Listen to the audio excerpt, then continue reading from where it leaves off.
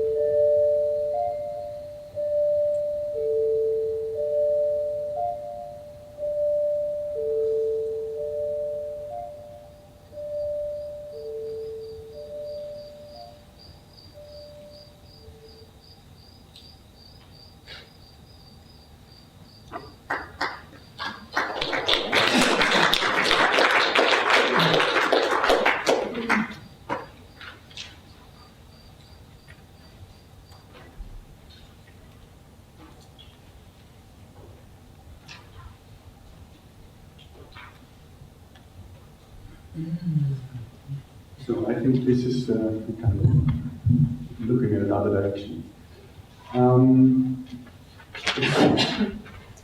It's a bit also how to start this presentation, but I think integration is, in the end, it's something about the patient itself. So it's about how the patient looks at things, how he is perceived, how he is handling or dealing with the concept of death and dying. And all what we are saying here is more about how we're going to organize the care around it. But I think this is just the second step, actually. I like the picture also when you often see the patient is in the middle and the rest is organized around that, and I would say this is how it should be. And it is not the caregiver that is in the central position. So the slide that we saw previously about so much focus on caregiver views, actually it's more about what the patient or the informed caregiver says and thinks about these things. So, having said that, I just want to continue with this project we did now the past 4 years. I have had the honor to coordinate it, but of course it's a collaboration we had with many people all over Europe and even from America. You see some points there on the Google map. We started in Amsterdam in 2013. You may remember that who was there. And I just wanted to show a bit of the group. This is just not the whole group, this is the last meeting in Nijmegen we had. But it's a great diversity of clinicians, of health organization people, I think even psychologists, I see sociologists. We have, I call kind of ethics people. It was a very broad group. And that was really influencing and very fruitful, I think. So the first thing we thought about what is integrated care, what can we look and what can we learn from the general literature on integrated care. And there is one that is quite well known about from Goodwin. It's about the quality of care for individual patients, and services are well coordinated around their needs. And I think this is really important. This one was just mentioned, the right care, the right moment, right place, right care, maybe even we should say the best care. And this fits nicely in the WHO definition of palliative care, which has a lot to say about, I think, integration, but maybe less explicit, I would say. But like early assessment, multi-dimensional care, and a team approach, these are all things that point and hint towards integrated care. It doesn't just not say how to get there. And how we started was with a kind of what are the problems that we see. We see many hospital transfers in the last months of life, large variations in dying care support at home, also large variations in treatment decisions, and also the role of informal caregivers who can be overburdened, but we also saw that the research and the attention for that is sometimes limited.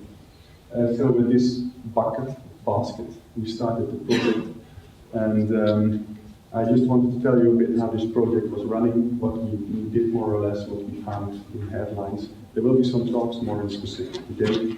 We thought we need to look at organization, at care networks, and at treatment pathways, or at least how is treatment done. So these were a bit of the questions. We went back to practices in Europe. These were practices we looked at in 5 European countries.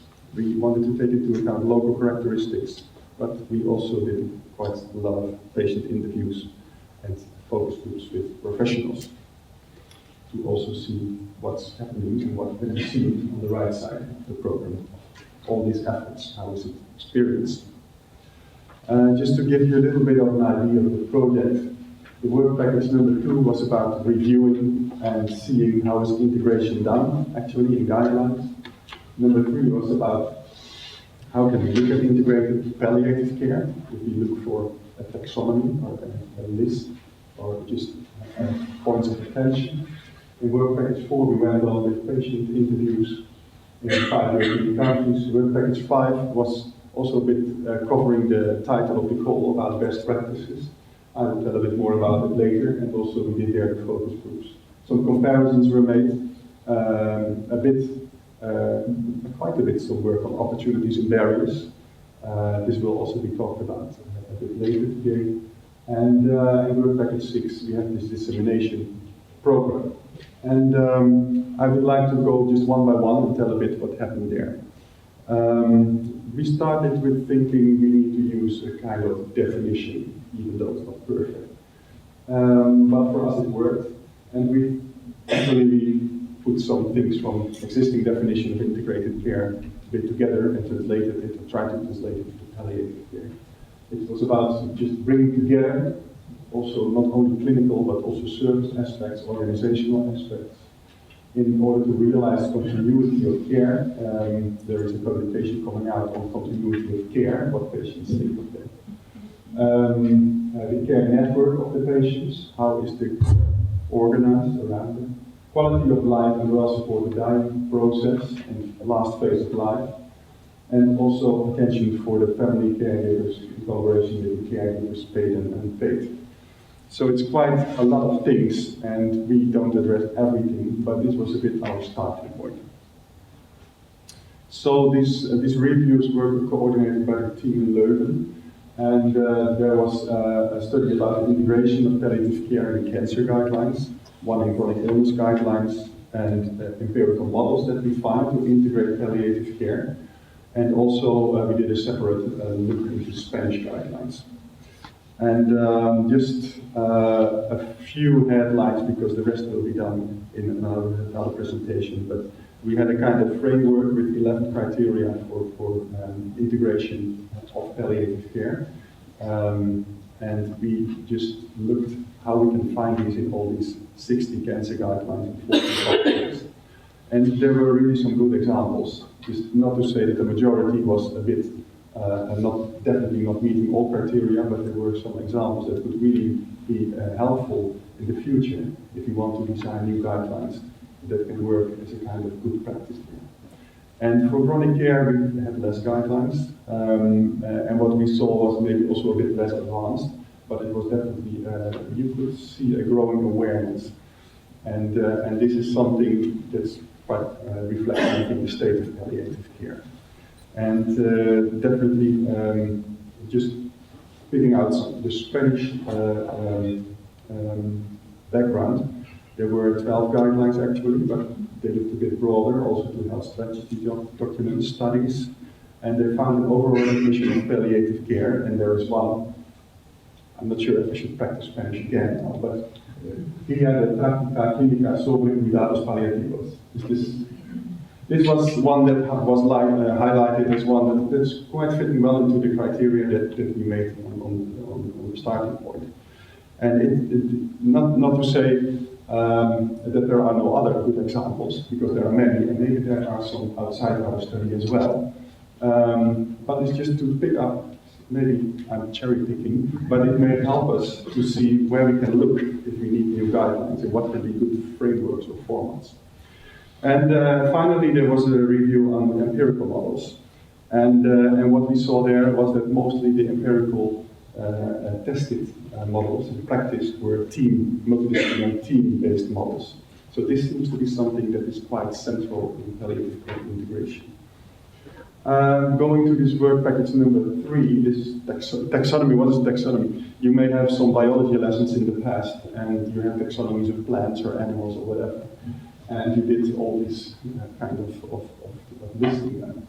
And we thought it may be nice to look if we can do something like that for integration of palliative care. What are the things we need to look at? So the team of Bonn, they did an analysis of 34 expert interviews and also an online survey, and they came with a kind of international meeting.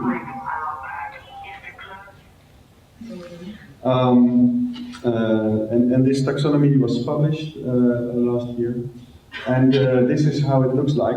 We did a kind of work meeting in Copenhagen, in the EAPC Congress, and there was a very nice discussion about it. So also here, I would say it's version 1, and we can go on with version 2, but at least it says what type of initiative do we have? Do we have a pathway? Do we have a model, a service model? Is it dedicated to primary care or secondary or tertiary care, or does it make connections between them? Is it inpatient care? Is it more related to home care settings? Is it about early integration, terminal care? Is there, from the palliative care point of view, a treating function, or an advisory function, or training? And what kind of coordination mechanism is there? Is there a kind of network built, or a platform, or protocol? Is it a team-based approach? Is it case management? And is the primary contact person, is this a palliative care person, or is it someone outside? In that case, palliative care would be more secondary involvement. So this was a kind of basic set that we used, and what you can do after this is just draw the lines, and we did this in, I think, in Page in 2014, to see how it works, and we did some examples, and also in Copenhagen we did some examples, and we thought it is working. It helps to clarify a bit where are we in the spectrum of integrated palliative care. Still, we find new things we can add, but we need also to stop somewhere and say this is version 1.0, and we can develop this further as a kind of mapping structure. So then we went on with the work package moving forward. It's about patient experiences and actually also caregiver experiences. We mixed it a bit together because what we did was an embedded case study. And an embedded case study is a qualitative research design in which you take a case, which our project was an initiative, a project or a service or whatever. And around that case we involved interviews, patients, informal caregivers, and also the professional caregivers. The protocol is published, you can read it if you like it. How do you select such cases? Where can they be found? Well, we needed to start somewhere because this is the first time something like this was done. So we looked at established local palliative care collaborations. We said they must have more than one organization, otherwise it's not really a collaboration.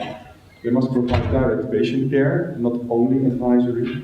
They must have a multidisciplinary background, and they must have the aims to provide one of the target groups in our projects, which was COPD, heart failure, and advanced cancer. Honestly, most were on advanced cancer. So this was the tool set in which we just went in the 5 countries of the project. It was Germany, Belgium, Netherlands, Hungary, and England. And these 5 countries, we selected initiatives, projects.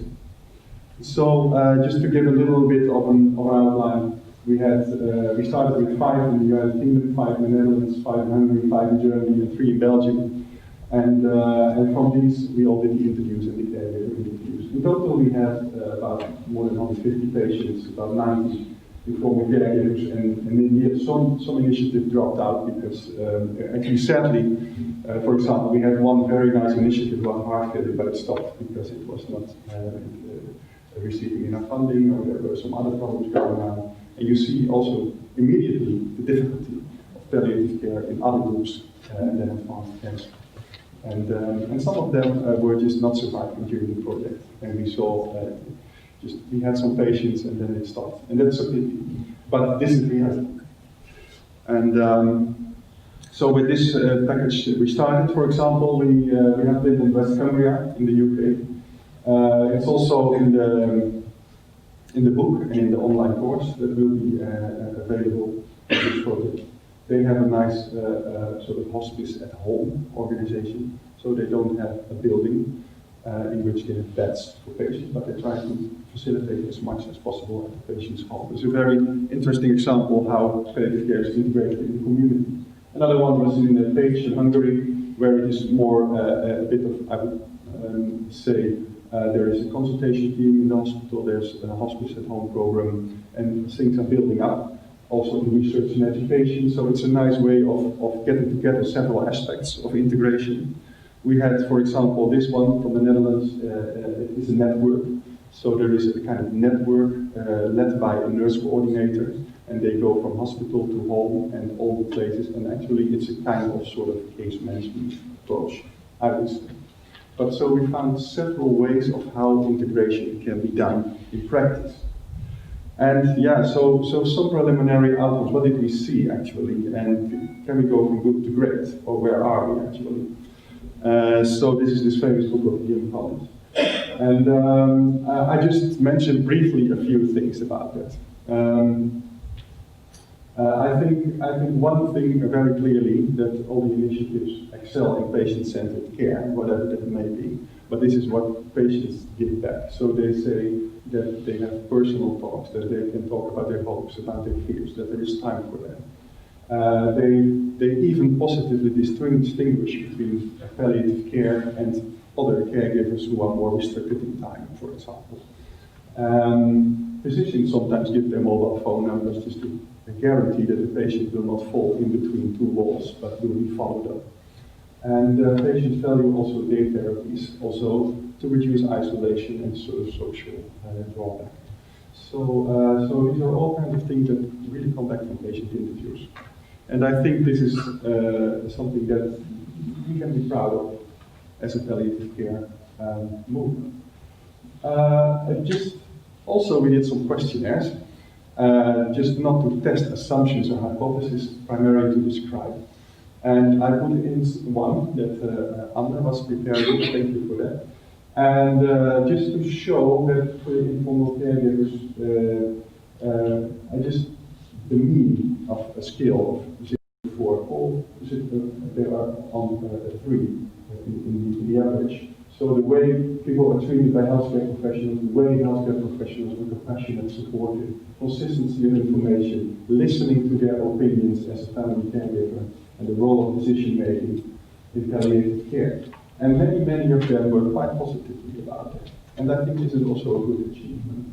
But also a quarter, 25% if you look at percentages and not at averages, were not much or not at all satisfied. So there is quite a big group that is stepping out of the general average and really needs more attention, and we need to look what's behind there. And also there seems to be a relation with the satisfaction of the family caregiver with the care that they receive, and also the less experience of burden on their own time schedule, on their finances, and on their health. So how they are doing generally was related to also how they were treated. So this is very interesting, and I think needs further exploration. A second point, I have 6 points, so you can just count with me. Palliative care still is no surprise, often limited to cancer patients. Even our project, we did our best to reach out to find initiatives for COPD, heart failure. It was difficult to find them in Europe, actually. And even if they are there, the regulatory systems are not always supporting them. So some health systems just limit the hospice entrance to advanced cancer, making it quite difficult for COPD patients to enter at all. But also in other countries we saw that the estimation of prognosis is very important. So if you don't have a sort of letter of your GP that your prognosis is limited, you won't enter a hospice facility. And GPs can be, and like doctors can be quite hesitant to sign such a form. And there are all kinds of regulations in the background that just can frustrate the entrance of patients to hospice care. Also, we saw nice creativity. We saw, for example, a COPD-based center that was actually working from a nursing home background, but they were just located in the hospital, just to smoothly, to make a smooth transfer for lung cancer patients to COPD patients to this nursing home facility for lung and COPD problems. So there was a kind of nice transition there. And it was just creativity, I would say, at work, but it works. So it also learns that palliative care integration has a lot to do about creativity and about finding ways that are less common in the system. And I will come back to that a bit later. And yeah, I call them side issues, but there are courses and groups, especially in England, for COPD and heart failure. But they are a bit on the side of the mainstream, it seems. At least this is what we saw. So integration runs via services rather than clinical pathways, and this is maybe also something that we didn't really know when we started, because we all know about this Liverpool care pathway, and we have pathways in Holland that are a bit similar to that. And so we thought, oh, something like this must be around, but it's not so much around. And we say a lot about the integration of cure and care, but how it is done in practice, or what are the guidelines that just promote that, it's not so much found actually. And maybe it's there, because this is what we saw in reviews, it's there, but is it implemented in practice? And honestly, most integrated care initiatives work via a connection of services. So they align with hospice, home care, hospital care, and try to find ways, referral patterns maybe, all kinds of things, but the clinical guidance is not always clear. And for example, there was one Belgian home care organization who made a palliative care pathway. You can put it on the pathway, and then you will receive the care from that home care organization that is more tailored to what the patient needs. And there was a CVP pathway. So number 4, resources can be insufficient. Maybe not always, but definitely we found examples of resources, and it can be various resources. So we think always about money, but it's not only about money. One important thing was about drug delivery. Would you expect that in Western Europe today? I didn't expect it. But pharmacies closed in the weekend, so the patient must go to a kind of broader hospital or place to find the drugs in the weekend. Cassettes, for example, Dormicum, not available sometimes, must be made at that moment. Strict regulations of health insurances, why you need to pick up that medicine and not that medicine. And we did find it everywhere. So it's something that it seems we have to deal with. But it was, for me, it was quite surprising, but it came quite clearly out of the focus groups with the health professionals. There is a shortage, generally mentioned very often, of trained care professionals. Overburdening of caregivers, the people who are working in these kind of services, they carry a lot of phones with them. They are on call more or less 24 hours a day, and they try to do some research and education in between. So this is sometimes a bit the picture that you get. I must say there are more structured examples as well. I think that the UK hospice sector is quite well structured in that way, but we also saw examples where it was less structured and where really the pioneers are just running around, and we saw all kinds of variations in between. So it was very interesting also to see different countries. In some countries, for example, you see that palliative care is coming from a national regulation. In Germany, this is quite clear. This is FAO regulation, which says some things about how you should organize a palliative care team and also provide some resources for that. But in other places, it's more open and all kinds of things in between. So also the balance between private charity funding next to public funds was also quite very big variation. Of course, in England there's a lot of charity funding. In other countries like Holland, it's more public health funding. But what we saw is that palliative care initiatives, when they want to go further than just delivering a service and really try to integrate, they often need more resources for that, and it's difficult to find that. So some in Germany went to, I think, health insurance to get some extra funding, and all kinds of stepwise approaches to see where the resources can be found. And it's also here a bit, a lot of variation and sometimes a lot of creativity needed. Implementation of early integration, a kind of a very popular word in the past years. What did we see of that? Palliative care alongside curative care is always considered an ideal, but it's rarely implemented, I think. Just apart from study designs, but just in daily practices. And it's not so easy as well, because if you are called in quite late as a consultation team, what should you integrate or what should you be early accessible for? So these referral patterns are quite mystic, and patients can come in late. And we saw some nice examples, because this is also about good and best practices. And there were some teams who set up an outpatient clinic just to get some early referrals, and this worked quite well. Maybe at the size it is, but their patients came in earlier stages, and they were just having advisors. They were not admission. They were not admission till death, for sure. They were just having advisors. They could go on, could go home, still mobile, and could come back for further advices. So these were some nice examples. And then number 6, integration of research and education. We just were not looking for that specifically, but it came out of the cases that we studied. Actually, in most cases, it was not the first thing that came before. So the most emphasis was on the clinical work. But definitely we saw a nice example in Germany, where there was sort of university system or a unit, and it was led by a chair in Belgian medicine who also did research. We saw an example in Holland, where there was a good connection with part of an ESMO center, so the connection with cancer and oncology, and the relation with pain, and also the integration with research groups.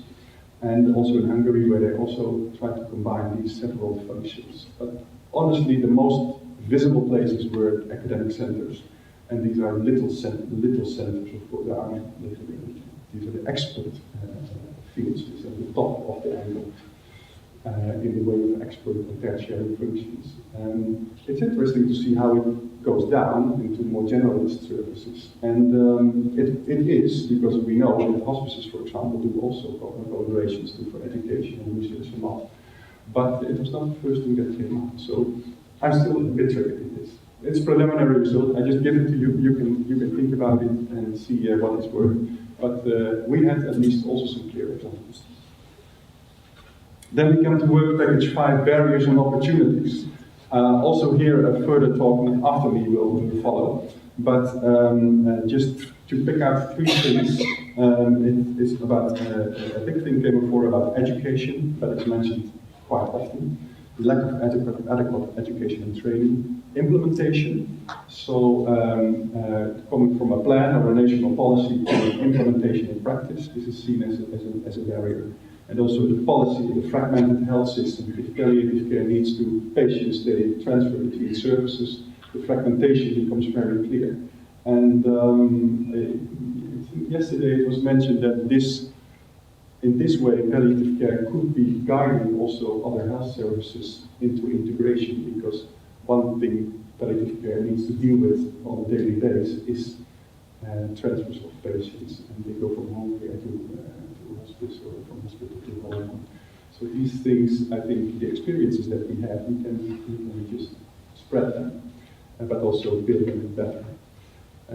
So these were 3 things that came on, and then the question is, can you break through?